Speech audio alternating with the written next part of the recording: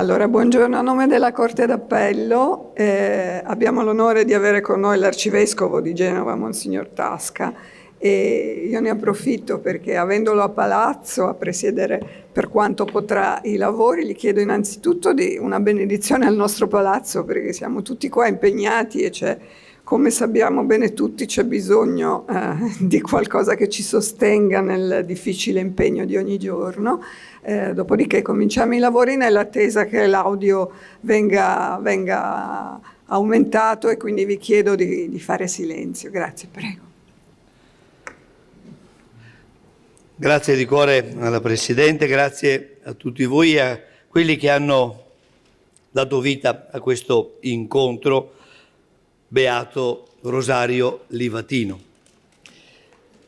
Due cose mi colpiscono, vorrei dire, un po' per darvi un saluto. Il titolo e il motto un po' del lavoro di questo magistrato era Sub tutela Dei.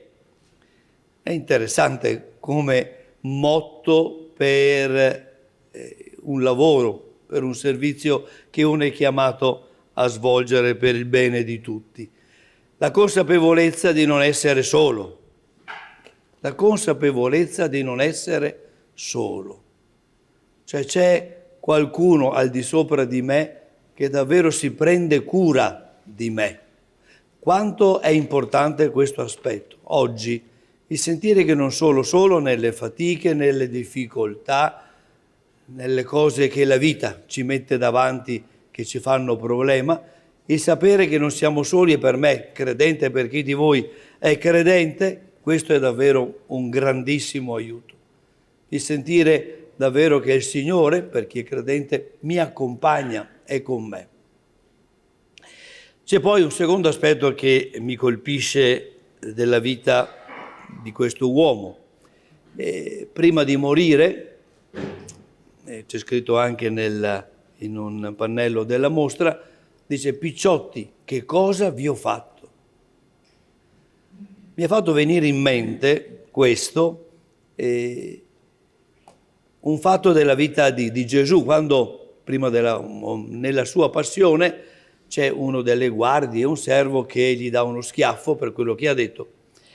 E Gesù risponde, alcuni codici dicono amico. Se ho fatto qualcosa di male, dimostralo. Se no, perché mi percuoti? Gesù e Livatino non sono tanto interessati a difendere se stessi. Mi pare proprio di no. Sono interessati a dare un'occasione all'altra persona perché dica: ma che cosa stai facendo? Perché lo fai? Perché sei così aggressivo? Perché sei un tipo violento? Perché Gesù e Livatino non sono interessati a difendere se stessi. Sono interessati a offrire all'altro, all'altra persona, una possibilità per entrare in se stesso e per fare chiarezza, per fare luce, per avere un'occasione in più per essere onesti con se stessi.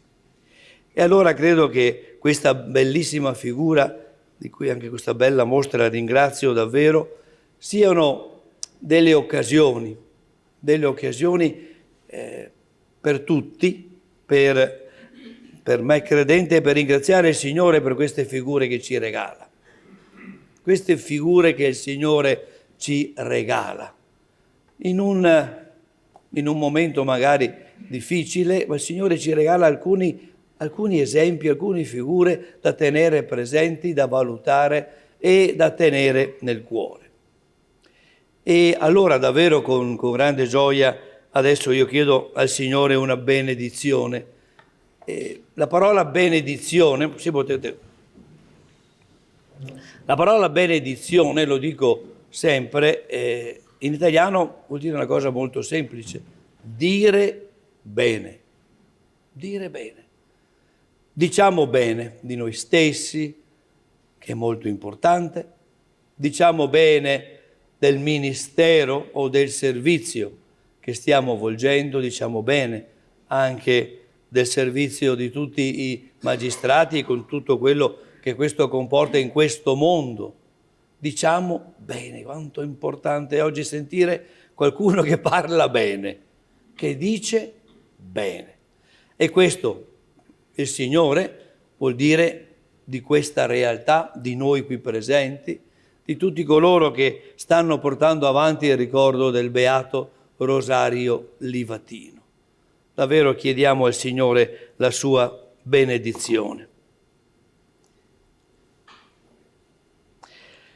Padre nostro che sei nei cieli, sia santificato il tuo nome, venga il tuo regno, sia fatta la tua volontà, come in cielo così in terra. Dacci oggi il nostro pane quotidiano e metti a noi i nostri debiti, come anche noi li rimettiamo ai nostri debitori, e non abbandonarci alla tentazione, ma liberaci dal male. Amen. Per intercessione del Beato Rosario Livatino, vi benedica, vi protegga, vi guidi e vi illumini Dio Onnipotente, il Padre, il Figlio e lo Spirito Santo. Amen.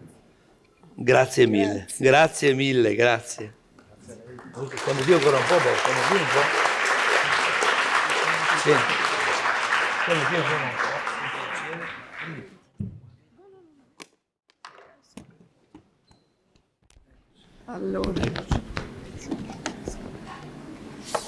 Allora, io comincio, sarò molto veloce, ma non posso che ringraziare l'Associazione Nazionale Magistrati e il Centro Studi Livatino, oltre che la Libera Associazione Forense, per questa iniziativa.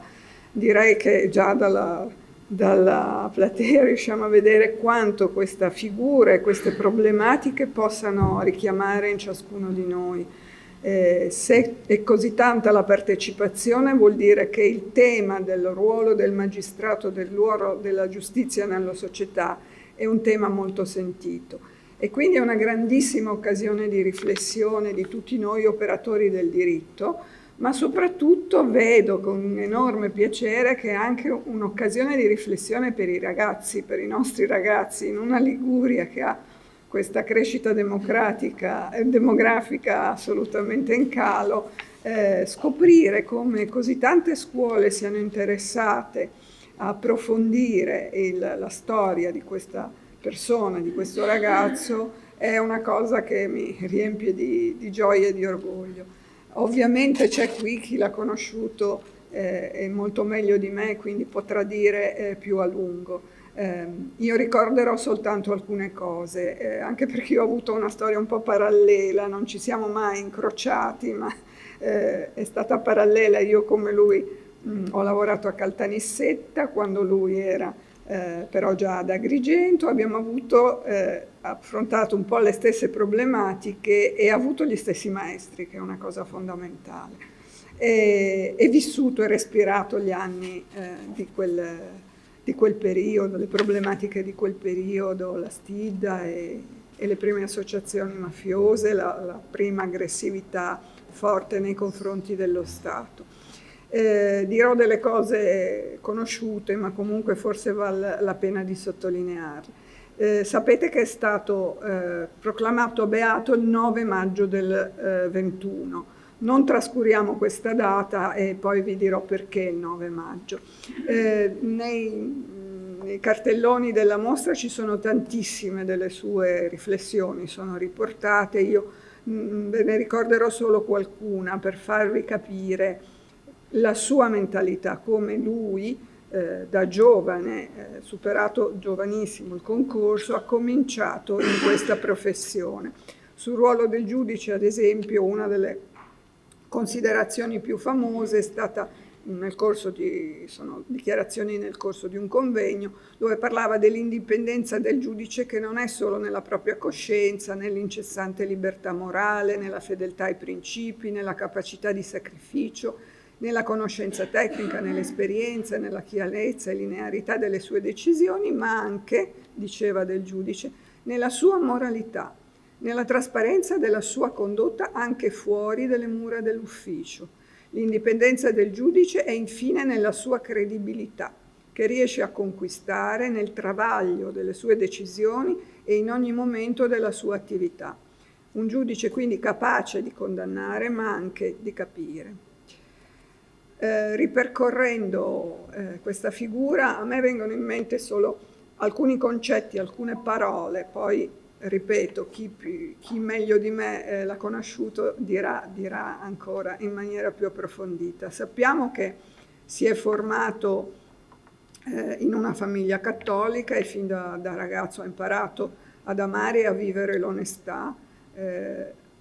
Era una persona sobria, severa, composta e aveva deciso però consapevolmente di cresimarsi soltanto a 35 anni, quando ha maturato con rigore la consapevolezza di poter testimoniare la fede con la propria vita. Il periodo clou del suo percorso professionale è quando entra appunto nel Tribunale delle misure di prevenzione di Agrigento dal 21 aprile 89. Pensate che veniva chiamato in gergo dai mafiosi nelle intercettazioni, lo battezzavano il Sant'Occhio perché andava a messa tutte le mattine prima di recarsi al lavoro. Ecco, direi che già in questa quotidianità si capisce il perché sia stato, il suo motto sia il sub tutela Dei, il motto di Rosario, cioè rimesso nelle mani di qualcun altro, cioè protetto, sentirsi protetto da qualcuno di più grande di sé, proprio perché il compito che sentiva sulle sue spalle era molto arduo. Al di là del fatto che si tratti di un credente, io penso però che laicamente sia un esempio per tutti, perché Rosario Livatino si è immolato per la causa della giustizia.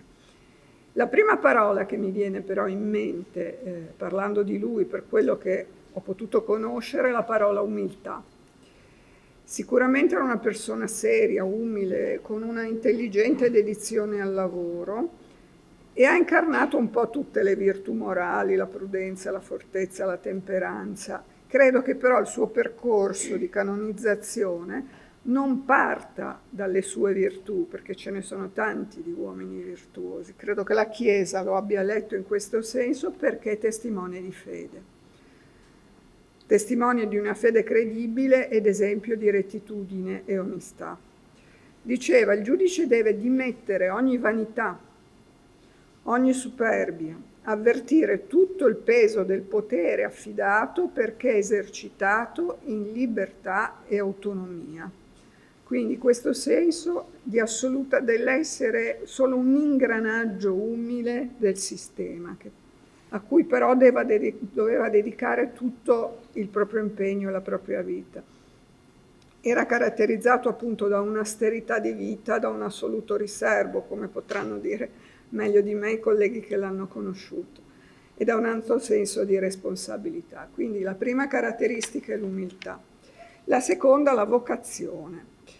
Ha sempre vissuto il suo lavoro e l'impegno professionale come l'occasione dell'offerta di sé a Dio. Il lavoro era il luogo in cui esprimere il proprio spirito di servizio. Io credo che noi tutti siamo permeati da spirito di servizio, sia i magistrati che gli avvocati, deve essere proprio la nostra metodologia. Ma la ragione di questo impegno per lui era la vocazione, era la consegna di sé a Cristo. A me fa venire in mente, e credo proprio, scusate se cito un esempio personale, ma in questo i santi ci aiutano. Mi fa venire in mente il mio padre spirituale di quando ero molto più giovane, Don Nando Negri, di cui è in corso anche per lui la beatificazione, e che ogni volta che io gli dicevo ma io sono impegnata sul lavoro, però Don Nando non faccio niente, perché il mio quesito era non faccio niente per gli altri, per l'umanità, vabbè, faccio il mio lavoro. E lui ogni volta mi diceva, ma quella è la tua vocazione, quella è la tua missione, è per come lo farai che già realizzi il compito che ti viene assegnato. Quindi quest'altra parola era la vocazione. Ha combattuto contro la corruzione, lo sappiamo bene, ha dedicato il suo lavoro a questo, ma per corruzione ha sempre inteso quella dell'anima. E poi è un martire. E oggi, ai tempi di oggi, parlare di martirio è una parola che non sentiamo più, cioè proprio completamente estranea. Martire. Che cosa significa? Sicuramente la consapevolezza di perdere la propria vita per guadagnarla è ciò che l'ha distinto. Lui ha sentito che era in grave pericolo. Ed è il paradigma, se ci pensiamo, contrario a quello di chi invece appunto vive di vanità e guadagna spazi di potere, un po' la logica di oggi, guadagnare potere materiale e potere sociale, perché in questo modo la vita si perde. Invece la sua consapevolezza che poteva perdere la propria vita è un martire dei nostri tempi, in una società opulenta e di benessere, è martire come testimone di fede, patisce per la causa della giustizia. Soprattutto come magistrato accetta la probabilità del sacrificio della propria vita, quindi è eroe per lo Stato e martire. E anzi, di fronte alle minacce sempre più stringenti, gli viene suggerita la scorta, ma la rifiuta dicendo che non voleva mettere in pericolo sé e le altre famiglie. Come diceva l'arcivescovo, popolo mio che male ti ho fatto, sembra che dica quando dice che male vi ho fatto, cioè come diceva Michea, perché sparate a me che male vi ho fatto, ma in quel gesto, in quella richiesta del perché c'è anche già custodito l'inizio del perdono. E l'ultima parola che vorrei utilizzare pensando a questa figura è la parola bene. Credo che la Chiesa sia passata a proclamarlo beato proprio per i frutti di bene che questa figura ha seminato. Il bene è contagioso, diversamente dal male. È una volontà buona, esercitata, gettando semi di verità dai suoi frutti. Allora, i primi frutti, devo dirlo, è già questo interesse dei giovani in un momento in cui sembra che la comunicazione sia solo quella telematica, quella dei social, avere un momento di riflessione sul senso della propria vita, sul proprio impegno civile, e un momento che sia così diffuso presso i giovani e abbia così tanto appeal, secondo me, è già un segno di grande bene. Ma ne ricordo degli altri. La famiglia Livatino è sempre stata vicina, dopo l'uccisione, alla famiglia dei sicari, perché li riteneva vittime anch'essi, se non è una forma di maledizione questa. Pietro Nava è il testimone chiave che passa di lì per caso, per motivi di lavoro, è un rappresentante lombardo, vede il fatto e corre subito a denunciarlo. Non si pone il problema di mettere a rischio sé e la propria famiglia, e da quel momento, da quella decisione, la sua vita sarà stravolta, la sua famiglia sarà stravolta, testimone di giustizia, sotto copertura, addirittura trasferito al di fuori del paese. Gaetano Puzzangaro, che è uno dei killer, che compie poi un percorso di rinascita spirituale, diventa un collaboratore e forse diventa anche un uomo nuovo in questo percorso compiuto in carcere. E infine, una cosa che io non posso proprio dimenticare nella mia memoria, vi avevo detto all'inizio, è stato beatificato il 9 maggio del 21. Papa Wojtyla, il 9 maggio, e non è un caso, è stata scelta apposta la data del 93, esprime quella invettiva famosissima contro la mafia all'interno della Valle dei Templi. E la pronuncia di quelle parole così veementi pare sia stata dovuta proprio al fatto che poco prima di salire sull'altare aveva letto il diario di Rosario Livatino che gli avevano porto i suoi genitori. E quindi anche questo, c'è addirittura un papa che imposta la sua denuncia del male, della morte, della mafia tutto grazie alle sue parole. E quindi volevo concludere appunto con questo accenno al bene. Vi leggo ancora una cosa che aveva scritto e poi, se mi consentite, il vice sindaco Picciocchi non è potuto venire per seri problemi familiari, ma siccome è molto legato anche lui a questa figura mi ha mandato un messaggio che leggerò a suo nome. Allora, Rosario diceva: diritto e fede o giustizia sono in continuo rapporto tra loro. Il compito del magistrato è quello di decidere. Scegliere è una delle cose più difficili che l'uomo sia chiamato a fare. È proprio in questo scegliere per decidere che il magistrato credente può trovare un rapporto diretto con Dio, perché rendere giustizia è realizzazione di sé, è preghiera ed dedizione di sé a Dio. Adesso vi leggo il messaggio del vice sindaco. Avrei molto desiderato questa mattina essere presente all'inaugurazione della mostra in onore del giudice Rosario Livatino, ma purtroppo la perdita del mio carissimo papà, avvenuta nei giorni scorsi, mi impedisce di partecipare. Ringrazio, va bene, dell'invito. Ero adolescente quando venne perpetrato il crimine della morte del giudice Livatino. Ricordo molto bene come furono scossi i miei sentimenti quando appresi della terribile notizia. Coltivavo nel mio cuore quel tipico idealismo dei giovani per la giustizia, talvolta radicale, che iniziano ad aprirsi alla vita, e sentii presto il bisogno di approfondire la sua figura. Ne emersero per me grandi insegnamenti di vita e di fede, perché non possiamo certo dimenticare l'ispirazione religiosa su cui si fondava l'azione del giudice Livatino. Insegnamenti che rappresentano per ciascuno e ciascuna di noi un enorme stimolo nello sforzo di vivere con integrità il quotidiano impegno pubblico al servizio della comunità. Il nostro paese e la nostra città hanno bisogno di modelli forti e coinvolgenti per i giovani. In un'epoca che tende a fare dell'individualismo e dei propri comodi la misura di tutto, figure come quella del giudice Livatino si ergono a giganti e ci indicano che la vera strada da seguire per la nostra realizzazione umana e professionale è quella della donazione agli altri, senza riserve e anche a costo della rinuncia a quanto abbiamo di più caro. Mi complimento per l'iniziativa, porto il plauso dell'amministrazione comunale e del nostro sindaco Bucci. Faremo tutto il possibile per diffonderla e per incoraggiarne la partecipazione da parte dei nostri cittadini. Auspico che tanti giovani possano appassionarsi a uomini e donne come il giudice Livatino e da credente affido a lui tutti coloro che ad ogni livello operano per la giustizia, che è il supremo fondamento della convivenza umana. Bene, grazie.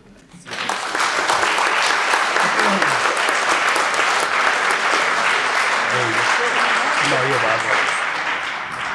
Allora, ho lasciato in fondo per i saluti la professoressa Gisella De Simone, preside dell'Università di Genova, che forse aveva avuto un problema.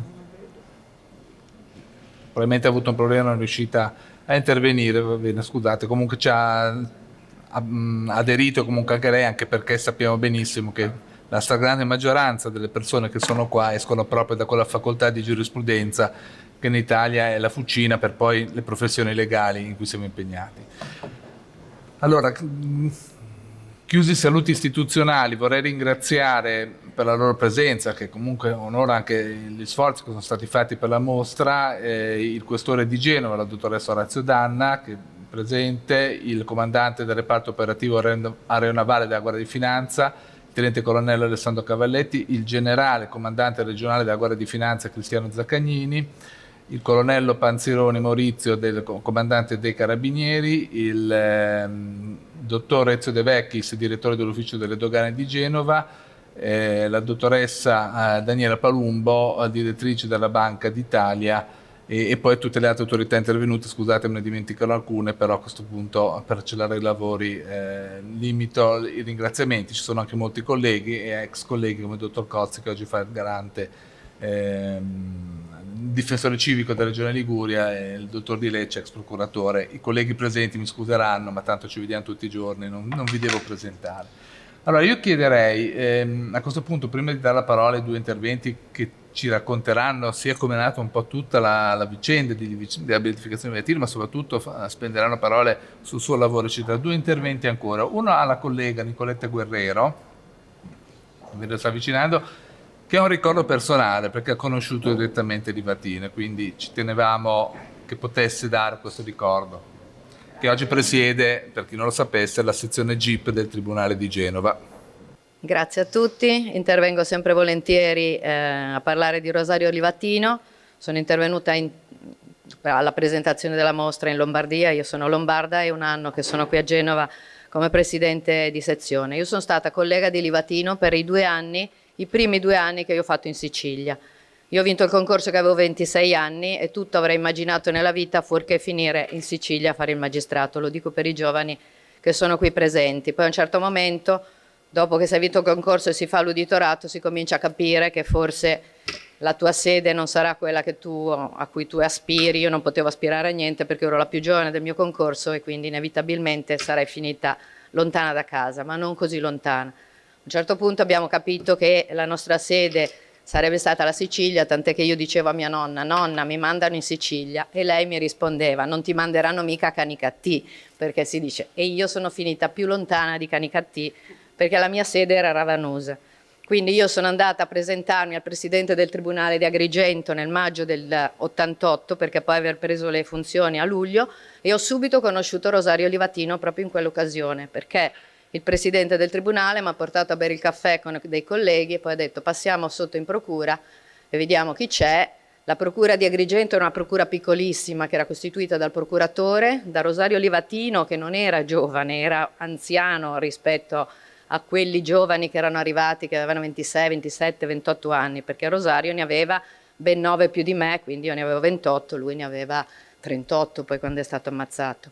Quindi quando si dice giudice ragazzino, i giudici ragazzini era l'appellativo che all'epoca Cossiga aveva dato quelli del mio concorso, che erano stati mandati in grandissima quantità in Sicilia per coprire tutti quei buchi della Sicilia in funzione del nuovo codice che avrebbe poi visto ci avrebbe visto poi fare le funzioni nelle grosse sedi. Infatti io poi dopo 1 anno ero andata ad Agrigento, quindi io Rosario l'ho conosciuto subito. Rosario, come ho sempre detto, Livatino, io lo chiamavo Livatino, era un punto di riferimento per tutti noi perché era sempre disponibile. Io facevo il pretore mandamentale, come pretore mandamentale ogni notte quando succedeva qualcosa all'interno del nostro mandamento andava il pretore mandamentale a vedere i morti, a vedere i suicidi, a vedere gli incidenti stradali, perché si interveniva sempre.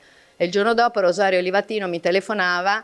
Io ero una giovane magistrato che ero lì da 1 mese, non capivo neanche la lingua perché parlavano solo in dialetto siciliano strettissimo, quindi io non mi dovevo far tradurre dai cancellieri o dai carabinieri che mi accompagnavano, e mi telefonava e mi diceva: che cosa ne pensi? Ma mi sentivo tutta investita di ma che cosa ne penso? Ho visto un cadavere, per me si è suicidato, però insomma ecco.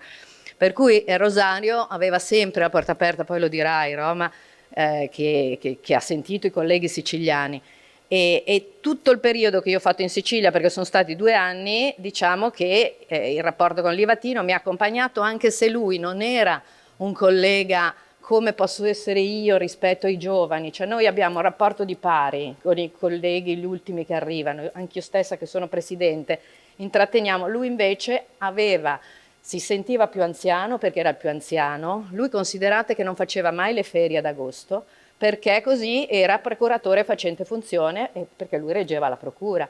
I suoi sostituti e colleghi, uno di loro era Michele Migliano, che era del mio concorso, l'attuale presidente della Regione Puglia.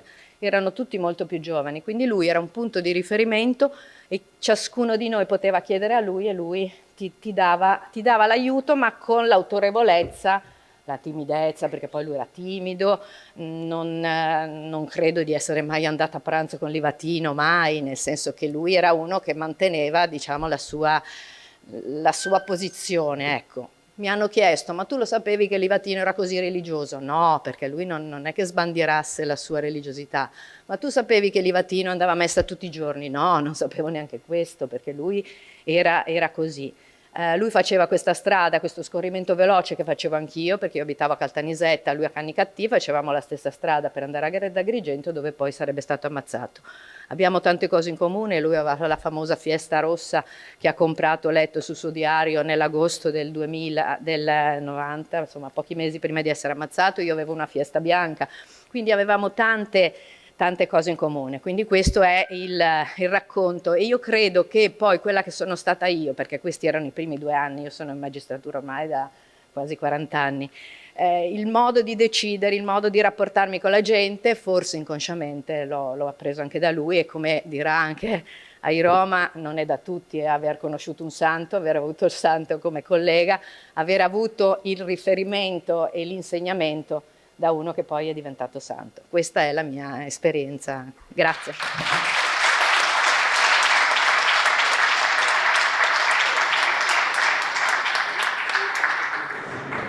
Allora, prima di entrare nei miei incontri, volevo chiedere all'ingegner Gatti, che sta accomodando, che ha lavorato con noi, nel senso che lui è uno degli ingegneri assunti negli anni 90, se non ricordo male, e adesso già in pensione, no?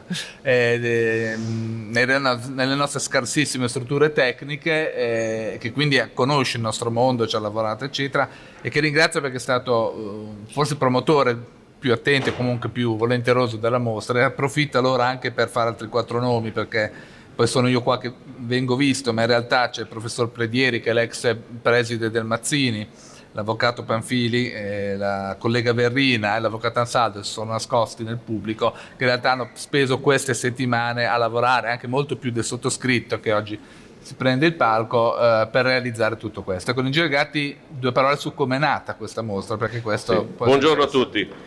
Da dove nasce l'idea di proporre questa mostra sul giudice Rosario Livatino nel Palazzo di Giustizia di Genova? Questo evento non nasce casualmente. Non è un caso che la storia della mia famiglia riveli un legame con la storia della famiglia di Rosario Livatino. Non è un caso che la sua vicenda mi sia nota da tempo e che io sia diventato un funzionario informatico della direzione tecnica di questo Ministero.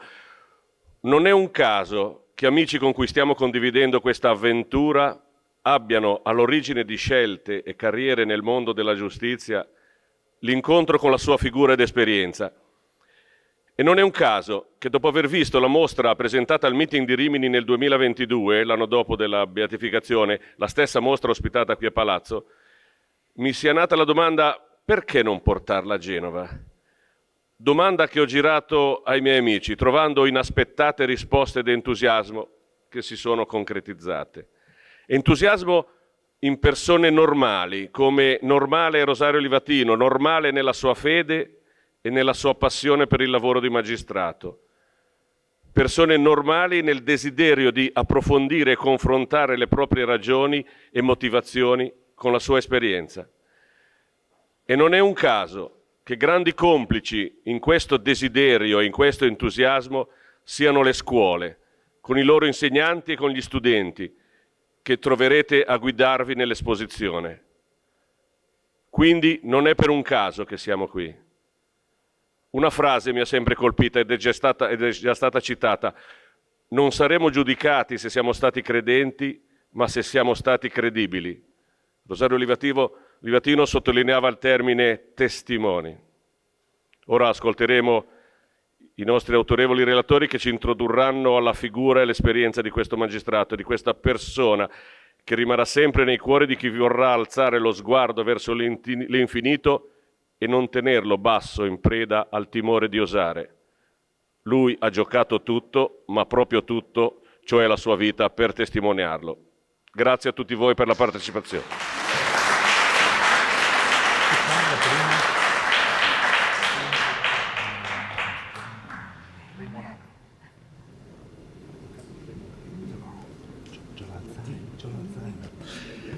Allora, grazie ancora. Io ringrazio anche se i saluti di solito sono una cosa lunga, noiosa, quasi riprammatica, invece credo che sono stati anche una riflessione. Ha detto molto bene l'avvocato Savi che è un momento per fermarsi e ragionare su quello che facciamo tutti i giorni di corsa ormai, sommersi da numeri sempre più impietosi, e che però non ci permettono spesso di riflettere su qual è il senso di quello che facciamo e l'obiettivo di quello che facciamo. Allora, su questo inviterei i nostri 2 relatori di oggi, che sono l'avvocato Tremolada e il collega di Roma, diciamo una ventina di minuti, scusate la franchezza, ma mi tocca anche questo ruolo, anche per per illustrarci sulla figura di Livatino e sul suo pensiero. Cominciamo con l'avvocato Tremolada. E il microfono uno solo.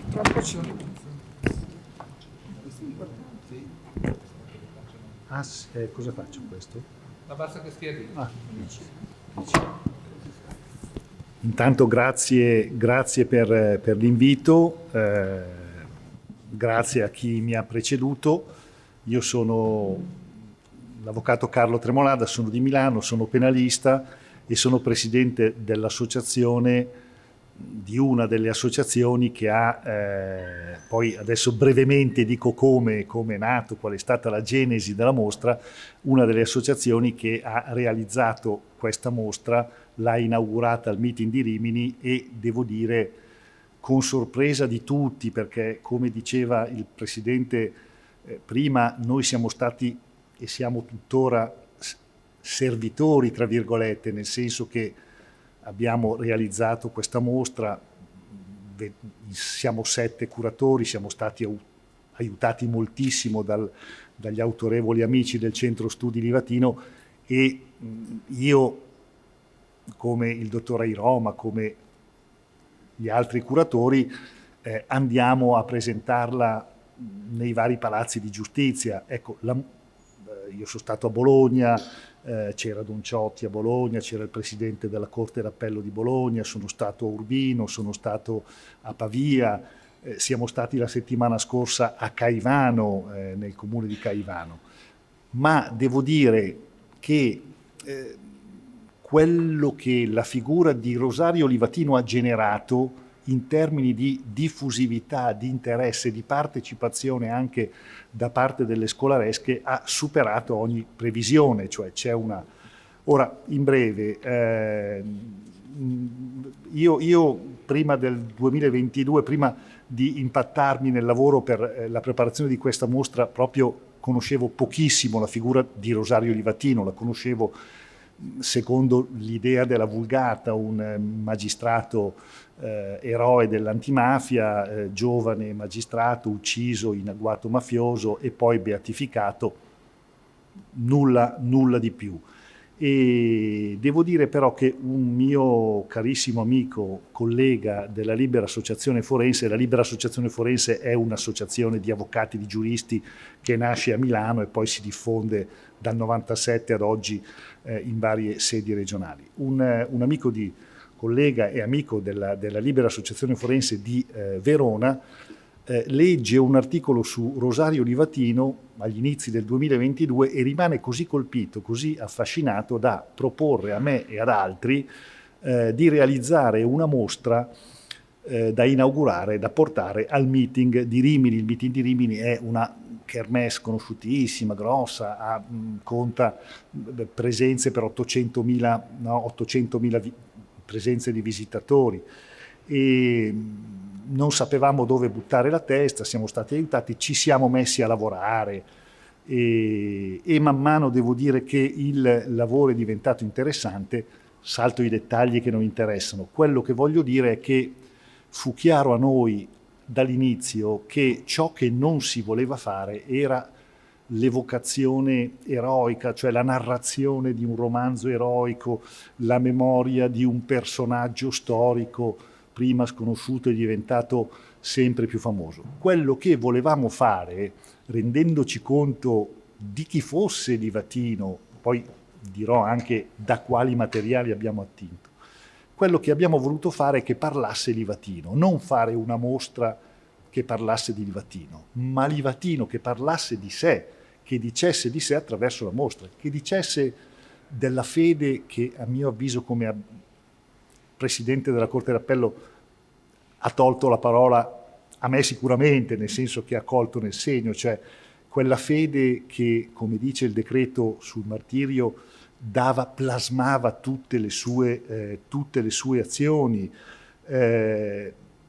quella concezione di lavoro interessante che è possibile a ciascuno di noi, cioè il lavoro come carità, come servizio e quindi con un gusto tutto nuovo e tutto diverso quando lo si fa, non trascinato, una quotidianità ricca, intensa. Ecco, volevamo che parlasse questa persona, che come è appena stato ricordato dalla dottoressa Guerrero era una persona estremamente riservata, un riservo proverbiale si dice, no? Ci sono delle immagini che vengono riprese poi anche nei filmati della mostra, dove si vede che lui, quando il giornalista cerca di fotografarlo, si mette le mani sulla faccia e non ha mai come dice il postulatore diocesano, non ha mai dato corda ai giornalisti e non era ben visto dalla stampa, perché non dava lavoro alla stampa.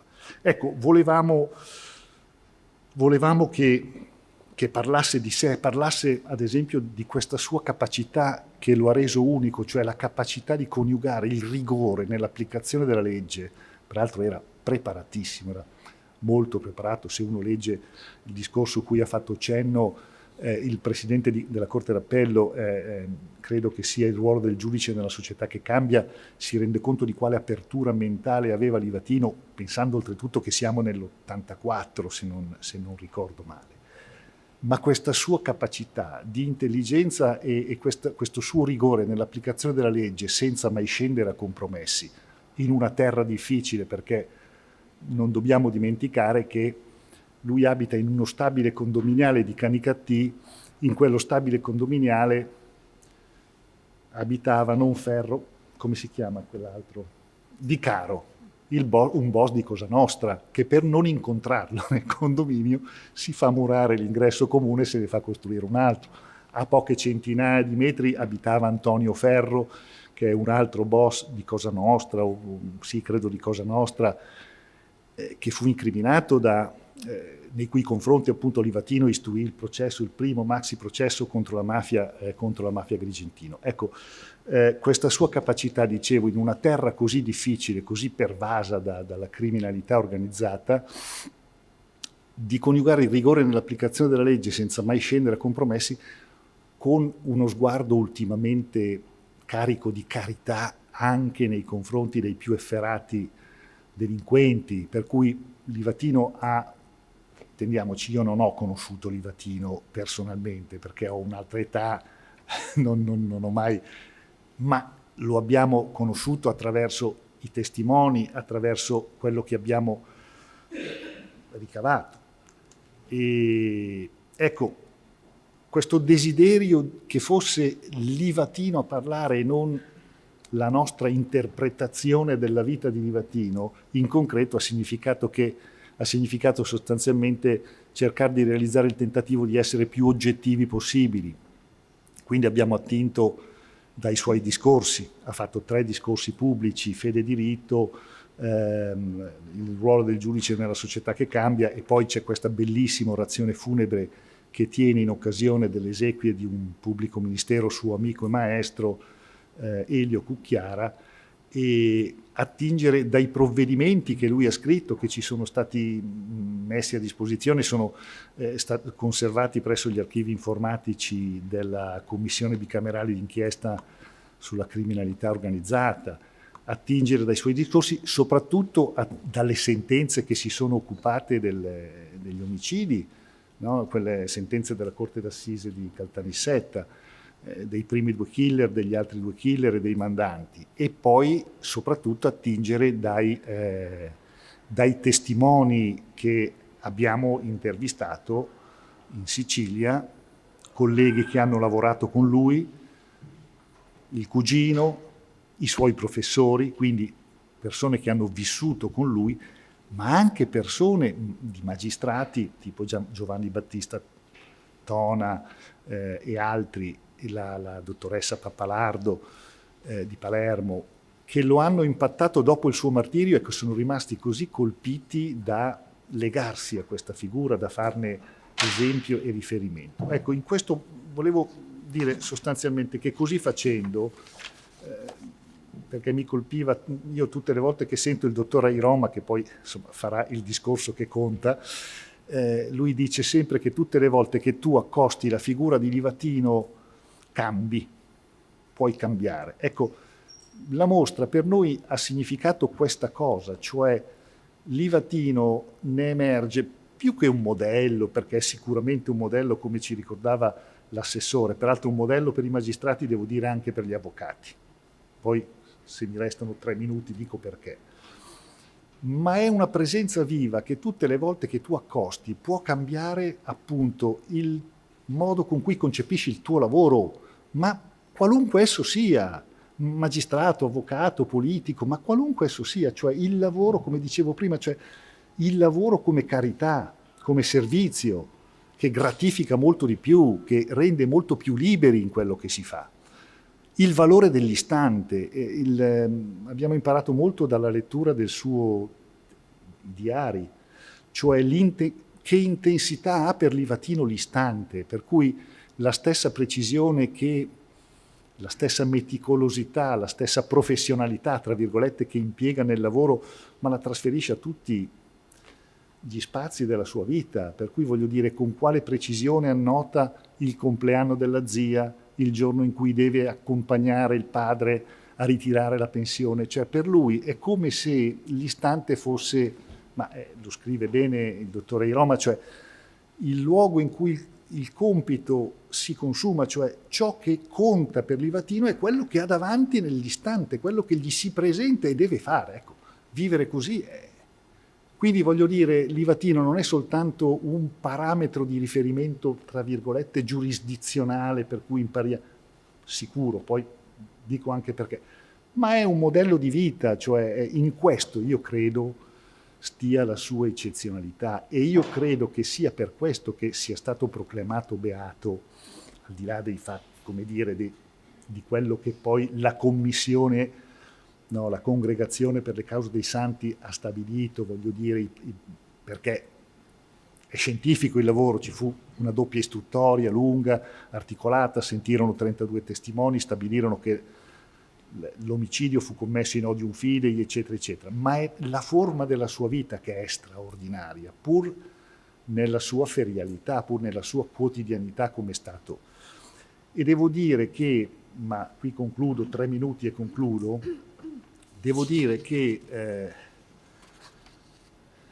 al di là di quello che nelle interviste che ascolterete si dice, al di là di quello che hanno più volte detto i magistrati della Corte d'Assise di Caltanissetta sul rispetto che Rosario Livatino aveva per la funzione difensiva e sullo sguardo che portava alla figura dell'imputato, con cui era inflessibile, perché se doveva andare in galera, andava in galera, ci mancherebbe, cioè doveva applicare la legge.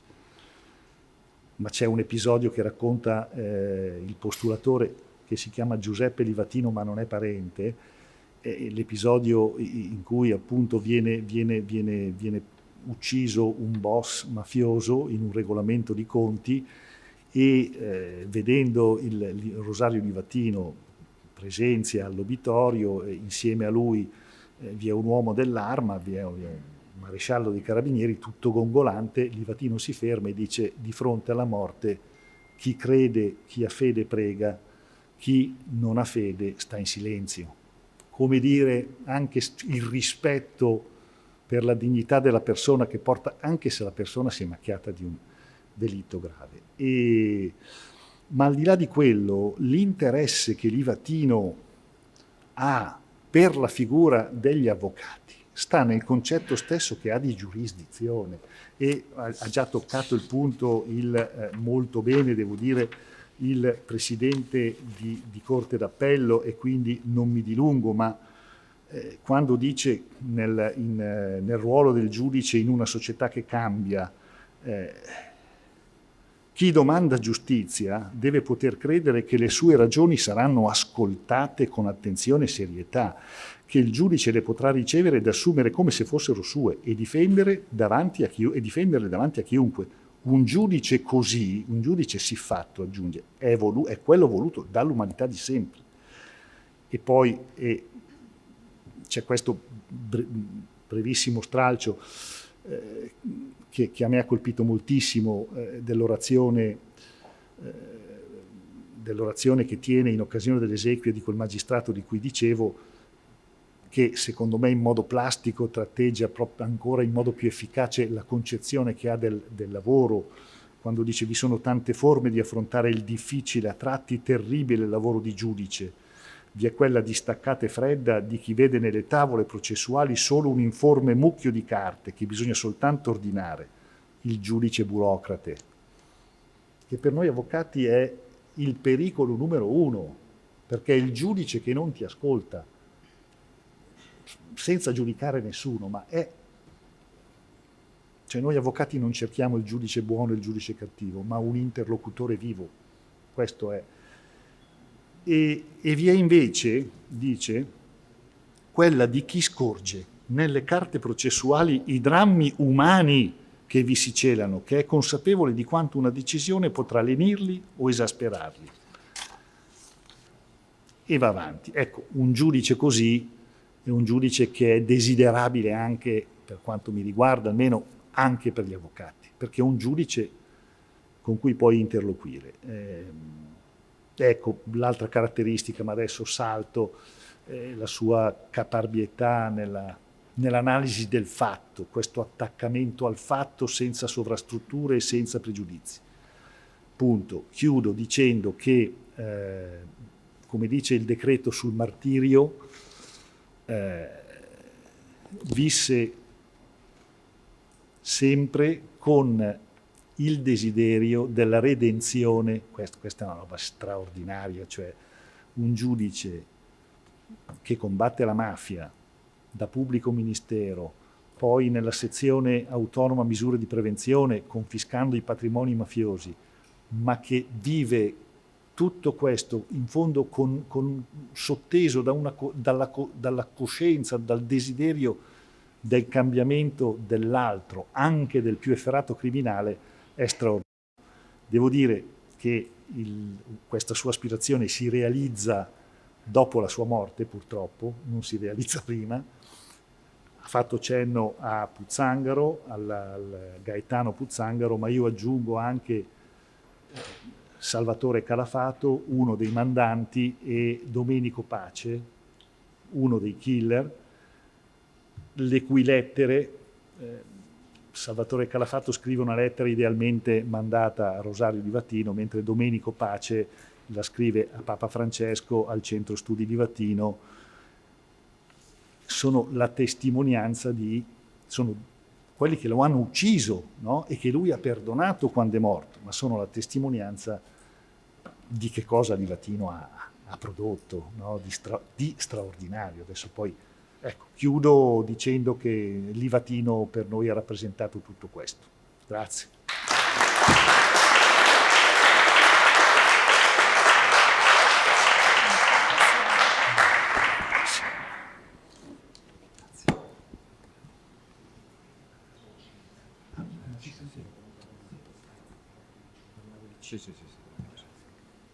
Sì. Posso parlare? Sì, bene, buongiorno a tutti. Io vi ringrazio di cuore per l'invito, ringrazio la Presidente Vidali, l'Associazione Nazionale Magistrati. Per questa occasione, io non faccio di mestiere il presentatore delle mostre, evidentemente, il mestiere è un altro, no, scherzo. Con la Facoltà Remata, che ormai, diciamo, è quasi una coppia di fatto, diciamo. Però questa per me è veramente una bella occasione, perché mi consente di rivedere tanti colleghi, tanti amici.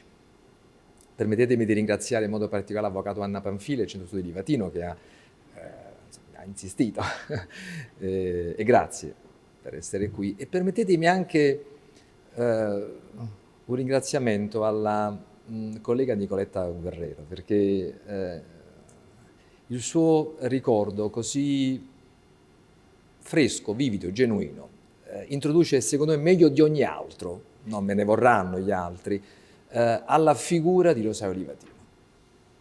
Vi prego, ragazzi, non ne facciamo un santino.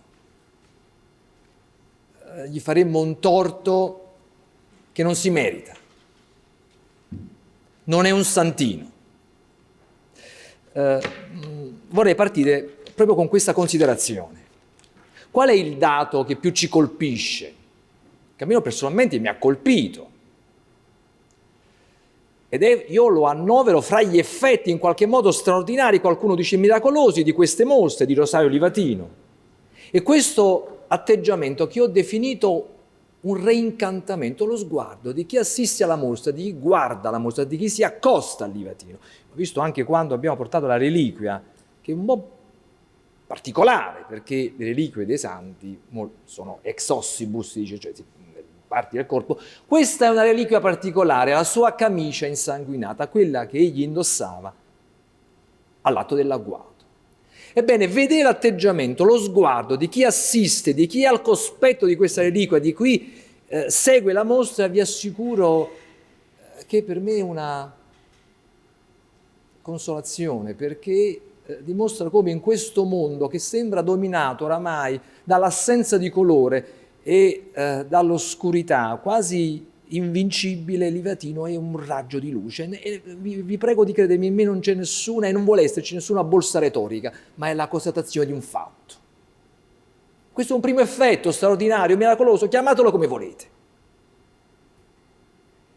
E vedete, prima si diceva, si richiamava il caso, ma in realtà che cosa davvero accade a caso nella vita degli uomini?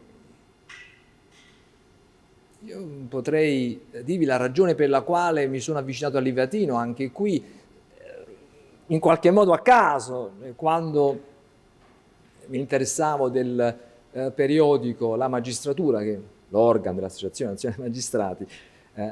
All'epoca pensai di dedicare gli spazi, gli approfondimenti a magistrati che avevano sacrificato la loro vita, decisi per caso di partire con Rosario Livatino. Perché? Che cosa mi incuriosiva, mi attirava di questa figura? Il fatto che di lui nessuno parlasse. Pensate che anche i giornali dell'epoca, che descrivono, che parlano del suo agguato, in realtà i titoli non portano neanche l'indicazione del suo nome.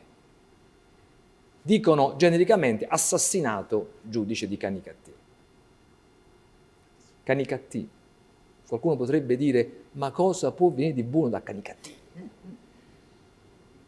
È un po' in qualche modo icasticamente l'emblema del posto, noi vedremo nelle parti, scordate da Dio e dagli uomini, no? Dice che... E allora io ho condotto questa mia personale indagine, molti di questi atti poi sono confluiti nel processo diocesano, mi sono recato sul posto. E vi assicuro che all'epoca, quando andai e chiedevo informazioni, non è che trovai grande disponibilità, per la verità, e lì incominciai a rendermi conto, e allora questo invito a fare tutti quelli che guarderanno la mostra, vi prego, guardatela sforzando di fare una composizione di tempo e di luogo. Di luogo, Canicattì non è né Palermo né Catania, ma è l'entroterra della Sicilia, sembra uscito da un romanzo di Sciascia. E quando mi resi conto che appunto prima veniva evocato Livatino abitava un edificio al cui piano superiore vi era il capo della stidda locale, che era un'articolazione mafiosa in contrapposizione a Cosa Nostra. Sapete, anche qui non è semplice vivere avendo al piano di sopra il capo mafioso, che magari quando scende, come accadeva, diceva alla mamma, signora faccia curare suo figlio che ha una brutta tosse. Capite? Questo incide, influenza, diciamo così, ecco, ma sicuramente non dico che condiziona, ma qualche problema te lo crea. Allora devi avere una tempra, una forza.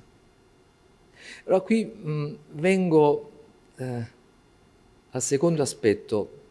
Cos'è che personalmente mi ha poi affascinato, e devo dire, più andavo avanti in questa personale indagine, e più in qualche modo mi rendevo conto che era un'indagine, perdonatemi questo riferimento personale, ma su me stesso, cioè in fin dei conti sul senso, ecco, della nostra professione. La professione del giurista in generale, non soltanto del magistrato. Perché vi sono due modi per intendere questa professione. Vi è un modo, per carità, anche pregevole di suo, cioè di attenzione al lato tecnico, professionale, non lo voglio affatto sminuire, ma in qualche modo è un voler rimanere in superficie.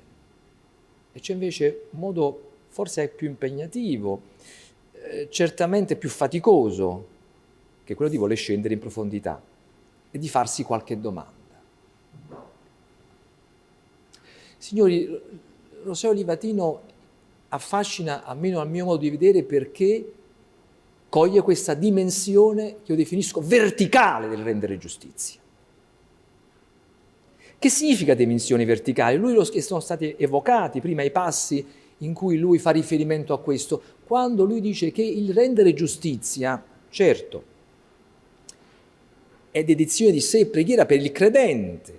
E come è dedizione di sé? Lui l'articola nel rapporto con Dio, che attraverso il rapporto con la persona che si è chiamati a giudicare. In questo senso. Quindi mai perdere di vista l'umanità della persona che ha dinanzi. Anche se ha commesso il peggior crimine di questo mondo, difficile, molto spesso quasi impossibile umanamente, però lo è. È questa capacità di vedere in quella persona il rapporto col trascendente. Però attenzione, qualcuno potrebbe dire, beh, questo però è qualcosa che faceva parte del suo essere credente, quindi non tocca il non credente. No, non è vero, perché lui aggiungerà in quella stessa frase: il non credente sostituirà il riferimento al trascendente con riferimento al corpo sociale, al bene comune. Ma aggiungerà ancora: entrambi, credenti e non credenti, non smarriranno mai la dimensione spirituale. Come? Dimensione spirituale? Cosa c'entra? Perché forse noi non siamo fatti anche di spirito? Le nostre emozioni interiori non hanno in qualche modo un senso, un ruolo, un'incidenza? E non dobbiamo forse appellarci a queste molto spesso per vincere, superare le difficoltà quotidiane? Quindi la capacità di vedere appunto di quello che si fa un senso, un fine ulteriore, superiore. Questo accomuna tutti, credenti e non credenti, e questa è la forza unitiva e attrattiva di Rosario Livatino. Questa è la ragione per la quale dinanzi a Rosario Livatino ci alziamo in piedi e forse anche senza chiederci perché preghiamo il Padre Nostro. Signori, e questo è un miracolo, non lo so, chiamatelo come volete, ma io dico soltanto che un'altra cosa che mi ha molto affascinato è lo stile di Rosario Livatino. Qualcuno potrebbe dire, ma giustamente diceva Nicoletta, no? È persona ordinaria, diciamo, molto diciamo, seria, persona che si prendeva sul serio, però anche qui, ecco, non vediamolo nella sua, anche nella sua umanità. Ripeto, io nella mia indagine ho chiesto informazioni, ho fatto una serie di verifiche, amici, professori di scuola, eccetera. Aveva i suoi hobby, per esempio gli piaceva il cinema e collezionava le videocassette, quelle grandi della nostra epoca, Nicola, di quelle grandi che si mettevano nel lettore, ecco così, e le aveva tutte collezionate con tanto di recensione. Faceva, ad esempio, non gli piacque il film Guerre Stellari, nessuno è perfetto, ma non gli piacque. Ecco. Aveva anche le sue vicissitudini sentimentali, ne parla delle sue agende, leggetele, sono veramente uno spaccato di umanità, perché ci rendono evidente come in realtà fosse il collega della porta accanto, un collega che ho intervistato, mi ha detto che avrebbe mai immaginato di lavorare avendo alla porta accanto un santo. Ma è così, cioè, perché in realtà lui, ecco, sbaglierebbe chi pensasse di trovare nella sua vita cose straordinarie. No, lui in realtà ha vissuto l'ordinario in modo straordinario. Questo è. Cercando di fare sempre, ragazzi, la cosa giusta, cioè, ecco, anche su questo lo stile non è secondario, perché vedete, a ciascuno di noi prima o poi capita nella giornata, come l'orologio rotto, si dice, non devi fare almeno 2 volte segna l'ora esatta, ogni tanto capita anche a noi, a me, di fare la cosa giusta. È diverso in realtà acquisire l'abitudine al giusto, cioè appunto l'abito, cioè la virtù, cioè sforzarsi di vedere sempre il perché, no? Domandarsi, andare al fondo. E questo è quello che fa la differenza fra fare il giudice ed essere giudice, sono 2 cose diverse.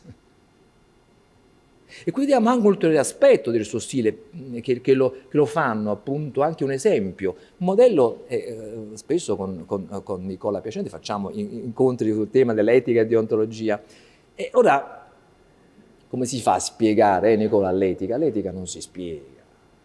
Cioè, l'etica appunto è un abito, la deontologia è un abito non posticcio, non preso a prestito, non acquistato, che ci formiamo con la pratica quotidiana del confrontarci appunto con la quotidianità, nell'applicare, sforzare, applicare principi alla quotidianità, dare un'anima alla legge, non crearla, perché anche questo dice Livatino, lui non crea la legge, su questo ci sarebbe tanto da dire, ecco. Però perché è un bravo giudice, come bravo maestro di orchestra, è bravo nell'interpretare lo spartito, ma non nel cambiare lo spartito, attenzione. Quindi questo è un passaggio su cui anche lui insiste, su cui andrebbe fatto una riflessione.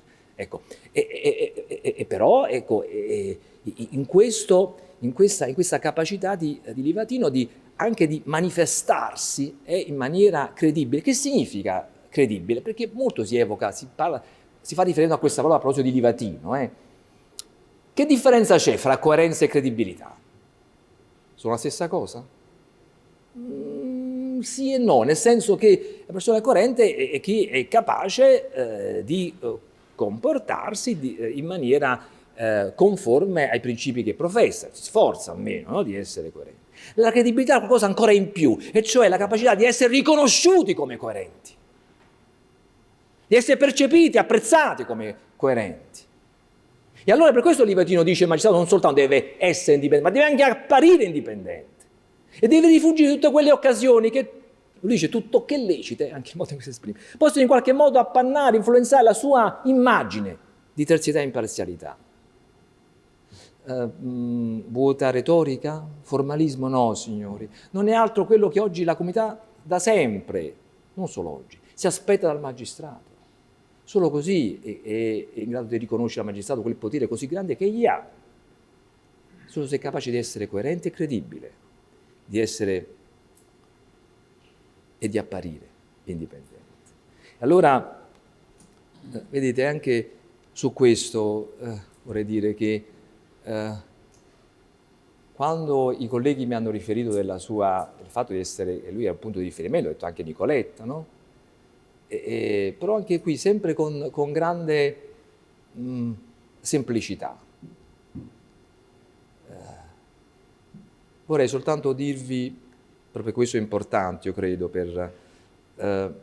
del suo rapporto con la morte, perché non voglio, per carità, da napoletano potete dire, ma però io dire, è una cosa che fa parte dell'orizzonte. Però è interessante per quale ragione? Perché egli, se leggete le sue agende, in qualche modo poi vi rendete conto che aveva una percezione quasi della imminenza del pericolo di vita che correva.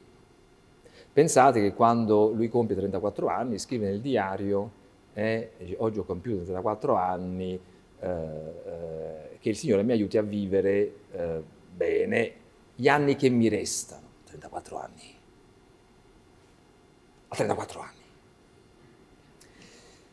In realtà questo fa parte un po' anche della sicilianità di Livatino, questo rapporto alla morte, ma dobbiamo anche considerare la Sicilia dell'epoca, per questo vi dicevo fate una composizione anche di tempo e di luogo, non è indifferente. La Sicilia di quell'epoca è un'epoca in cui i morti ammazzati per mafia se ne contavano di diverse decine a settimana. Attenzione, non sto esagerando, non sto esagerando, attenzione. E lui ha perso i suoi amici, lui perde per esempio Antonino Saetta, il figlio di Sambila, assassinato sullo stesso scorrimento veloce.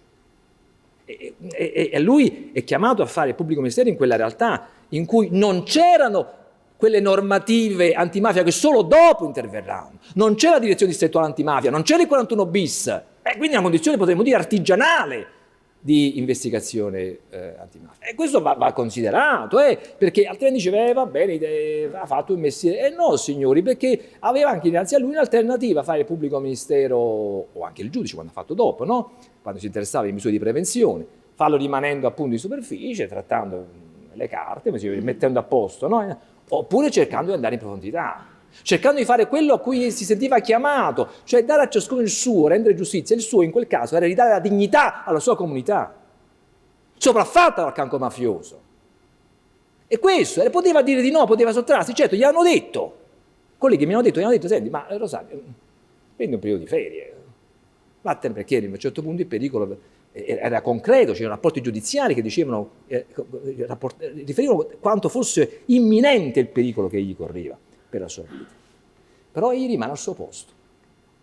Perché? Ma perché per lui appunto il rendere giustizia era la sua vocazione, la risposta ad una chiamata, non poteva tradirla. E quindi quella mattina, come ogni mattina, lui si mette in macchina, saluta i genitori, a cui era molto legato, e va, si reca al lavoro. La sua Ford Fiesta è color amaranto, un po' vecchiotta. E lì succede quello che vi è stato raccontato. Allora vedete, noi siamo certamente attratti quando parliamo appunto di un martire dal rosso del sangue che ha versato, ma in realtà nel caso di Livatino quello che ci deve attirare è un avverbio, no? Si dice il martire che è usque, quello che sacrifica la sua vita per la virtù, usque ad effusionem sanguinis, è fino all'effusione del sangue, ma in realtà per il Livatino il martirio è in quell'avverbio, in quel fino. Lì è, tutta la vita, quotidianamente. Ed è questo che rimane. Io cito soltanto un ultimo caso, un collega che mi ha detto: io adesso quando rincontrerò Livatino dall'altra parte lo piglierò a schiaffi. Ma perché lo prendi a schiaffi? Perché? È perché lui rientrò prima dalle ferie, si fece assegnare quel fascicolo che in realtà dovevo trattare io, quel fascicolo che riguardava le misure di prevenzione nei confronti del capo. Capito? Questo è stato Rosario Livatino. E il fatto che dopo tanti anni dalla sua morte, questo piccolo giudice, così come l'ha definito Ida Abate, la sua professoressa del liceo, mi fa venire in mente il Piccolo Principe, no? Questo piccolo giudice, è vero, quell'espressione così infelice, giudice ragazzino, no? Utilizzata per quei giovani che andavano in posti disagiati, infelice, però paradossalmente la storia, io direi anche la provvidenza, si è presa la rivincita, perché ha fatto di questo giudice ragazzino, questo piccolo giudice, quello che io spero diverrà, perché per questo anche stiamo lavorando, il patrono dei magistrati. Ne sono convinto, ne sono persuaso, perché vedete, Livatino insegna un'ultima cosa, e poi veramente non vi lascio, non vi tedio più, insegna che quando tutto sembra perduto, quando tutto sembra in qualche modo compromesso, il destino già ineluttabilmente scritto, in realtà le cose possono cambiare. Possono cambiare. E questo credo che sia il più grande insegnamento che egli ci lascia. E allora vi invito anche a guardare quella scritta della mostra, no? Sub tutela Dei, in un altro modo. Non guardatela tanto nella prospettiva di sotto la protezione di Dio, ma cercate di guardare, di capire l'antico significato a cui Livatino era molto legato, perché uno gli piaceva molto, e dice il suo professore di lettere che gli piaceva molto il latino e il greco. In realtà questa è un'antica invocazione appunto dei monaci medievali, dove tutela in realtà un po' rimanda al verbo latino tueor, in realtà significa sotto lo sguardo protettivo di Dio. Ecco, abituiamoci in qualche modo a vivere sotto questo sguardo, uno sguardo protettivo superiore. E vedete, e questa è un'invocazione che in qualche modo è anche un programma di vita, ma per credenti e non credenti, perché la voce della coscienza parla sempre a tutti e la sua luce vince ogni oscurità. Vi ringrazio.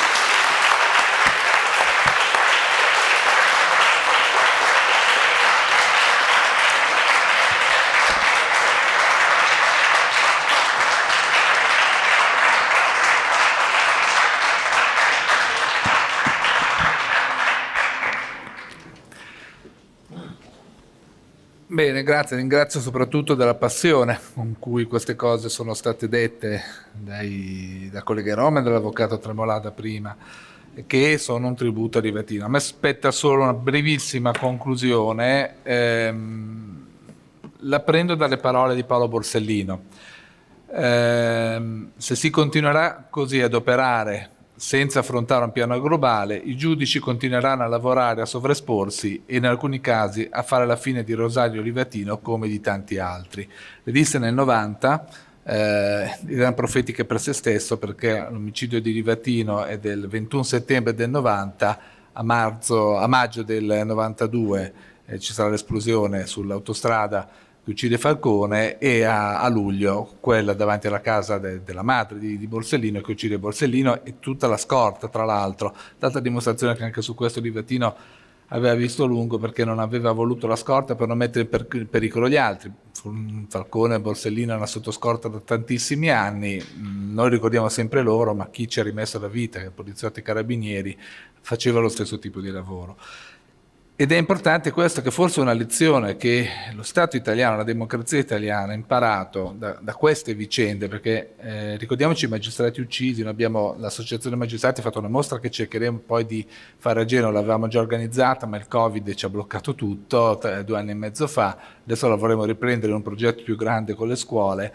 È una mostra che si chiama Le Rose Spezzate, che racconta la vita di tutti i magistrati uccisi, tra cui c'è anche Livatino, la vita quotidiana attraverso alcune foto della vita quotidiana di famiglia. Sono 28, nessun paese europeo vanta un così triste record di questo genere. Periodo del terrorismo nero, periodo del terrorismo rosso, la mafia che poi ha ucciso più degli altri, fino all'ultimo, forse più sfortunato per come è morto, collega di Milano della sezione fallimentare, ucciso in un'aula da un fallito che è andato fuori di testa, comunque non ha sopportato la decisione, è riuscito a girare armato nel palazzo e ucciderlo. Ecco,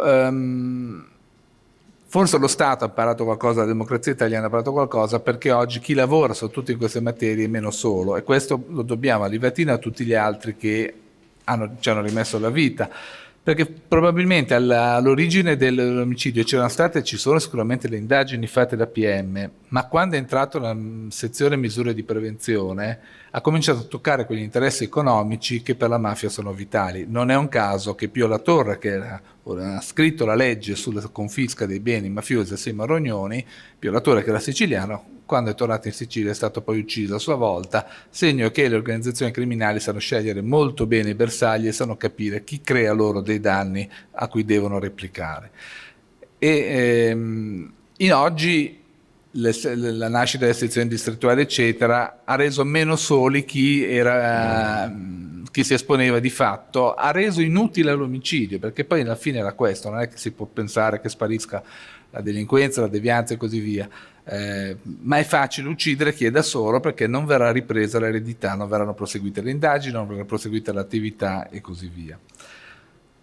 Un aspetto che però ci tengo a sottolineare, che è stato detto della figura di Livatino, ma in realtà di tanti altri colleghi, che forse della maggior parte dei colleghi con cui condividiamo questo lavoro, è che dietro le nostre carte noi, insomma, l'immagine della giustizia viene assegnata, viene abbinata al concetto di fascicolo, no? Noi abbiamo sulle nostre scrivanie, adesso ormai in parte sono in parte elettronici, però abbiamo dei fascicoli dove ci sono dei fogli che contengono parole che raccontano fatti. Dietro a quelle parole c'è sempre una persona, e questo vale ancora di più, e riprendo proprio una parola che ha detto l'avvocato Tremolada, vale ancora di più forse per chi fa un lavoro un po' meno visibile del penale, chi lavora nel civile, ma dietro le singole vicende che ci vengono portate a vista ci sono sempre delle persone che a volte hanno torto, che a volte abusano anche del diritto, ma che molte volte hanno ragioni e molte volte comunque hanno esigenze a cui si deve rispondere.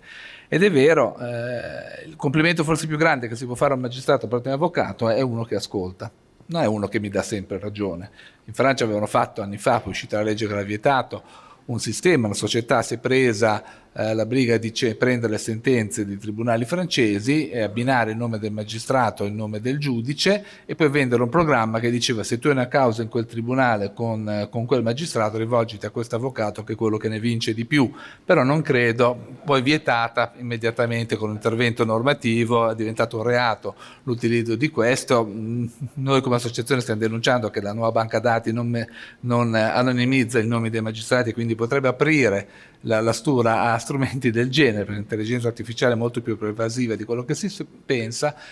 Però quello che interessa a chi porta in giudizio, chi porta in queste aule una vicenda di giustizia, è essere ascoltato sostanzialmente, probabilmente anche per sentirsi dire: ma non vale nulla quello che è stato scritto, non è assolutamente fondata la domanda.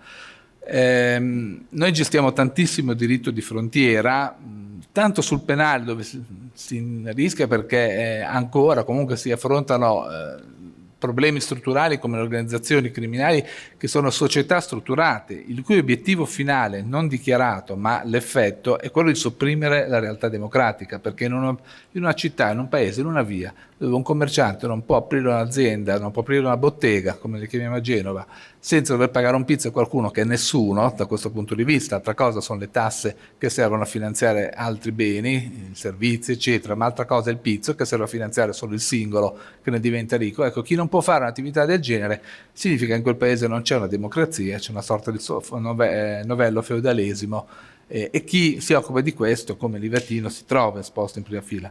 Ma altrettanto si trova su un diritto di frontiera che si trova alle esigenze continue dei cittadini che noi vediamo sul civile e che spesso richiedono al giudice di capire ma qui che cosa si può fare, soprattutto quando la legge in certi casi è confusa, è assente, non ha ritenuto di disciplinare il caso. Ecco, io credo che questa attenzione alla persona che c'è dietro sia forse la prima cosa che va insegnata ai giovani magistrati quando entrano in servizio, perché poi veniamo veramente affogati dai numeri, ma la nostra vita dovrebbe essere proprio quella di pensare che dietro ogni carta c'è comunque una persona a cui dobbiamo rispondere, anche se spesso non la vediamo. L'intermediazione degli avvocati ci allontana dal rapporto diretto in molti casi, la telematica ha ridotto anche la presenza nei palazzi, però rimangono delle persone che vengono a chiedere. Credo che tutto questo lo troverete, chi vedrà la mostra lo troverà nella vita di Livatino.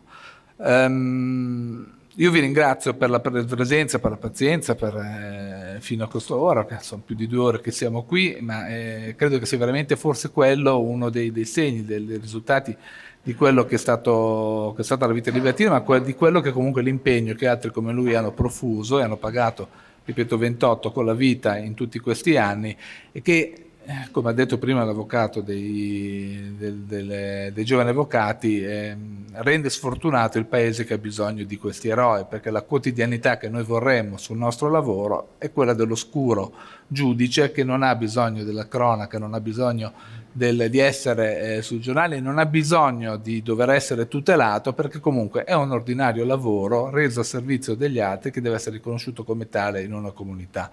È evidente che quando si arriva all'omicidio vuol dire che sono saltate tutte le regole e tutti i filtri precedenti che limitano perlomeno l'uso di questa arma letale nei confronti di una persona, perché non c'è più nessun modo da parte di chi vuole contrastarlo di fermare queste persone. Grazie a tutti, grazie della presenza.